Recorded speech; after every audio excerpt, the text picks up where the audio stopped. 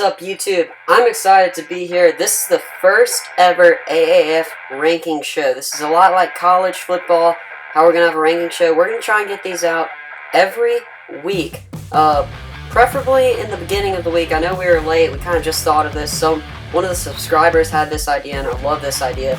So this is what we're going to do. I'm going to be referring to teams now on with their rankings so you can know which matchups are the best. By the way, this is not a power ranking. This is more like a college football ranking.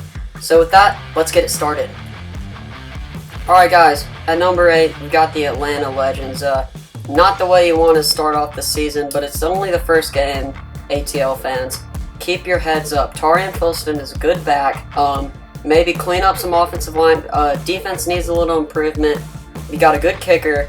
And on the bright side, Aaron Murray is probably now going to be your starting quarterback. So that will probably be better. Just keep building on what you have now.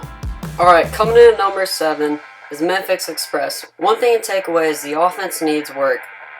Christian Hackenberg's probably not going to be your starting quarterback. Zach Stacy isn't horrible at running back. He actually had the same amount of rushing yards as Trent Richardson. The defense is good though. Y'all gotta remember, this was a 9-0 game going into the 4th. The Memphis Express defense wasn't letting up much, especially in the red zone, and they were really tightening up. They also forced a fumble and recovered it. So I'm not as low on the Express as everyone else is. I know they lost by a lot of points, but maybe with a different quarterback, they can get some rhythm going on offense and, fix up what we saw from week 1. Alright, coming in at number 6 in the rankings, we have the San Diego Fleet. San Diego Fleet are a good football team. They play great defense. They held San Antonio to only 15 points. One thing that I noticed on offense, they need to run the ball more. Jaquan Gardner needs more carries. 8 rushes for 55 yards is not going to cut it. And 8 rushes for 55 yards, that's a pretty good average. Why was he not carrying the ball more? Correct me if I'm wrong, Mike Bercovici is probably not going to start after that opening night performance. But yes, San Diego Fleet, run the ball. That's what you need to do to have a better offense.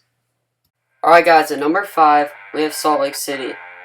A disappointing loss, I know, but they hung in there, and you got to keep your heads up if you're a Salt Lake fan. Josh Woodrum was injured, Matt Linehan came in, he played well. They're still competing. I still think they have a good shot. It's only week 1. They have a lot to improve on. Fix up that secondary, become more physical, like Dennis Erickson was saying, and they really have a good chance to make a run for it. Alright, coming at number 4, we have the San Antonio Commanders. They were supposed to have the best offense in the league, but one of the takeaways from this game was their defense was great. Obviously, y'all are going to talk about the Sean Washington hit. Orion Stewart had good interception. He had 4 tackles. The wide receivers on this team really separated themselves from other wide receivers in the league. They made some incredible catches, and this defense also stepped up. I can't wait to see what this offense, though, has to bring to the table. I hope Logan Woodside can cut down on the turnovers and maybe get this offense up another notch going into the season. Alright guys, coming in at number 3, we have the Hot Shots. Great showing against the Stallions. They were able to put up some points, and they were really fun to watch.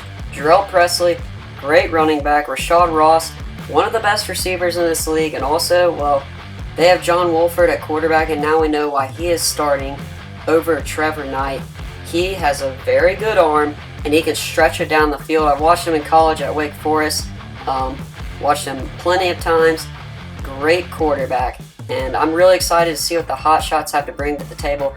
By the way, if this was your power ranking, I'd probably have the Hot Shots higher. Alright, coming in at number 2, we've got the Birmingham Iron.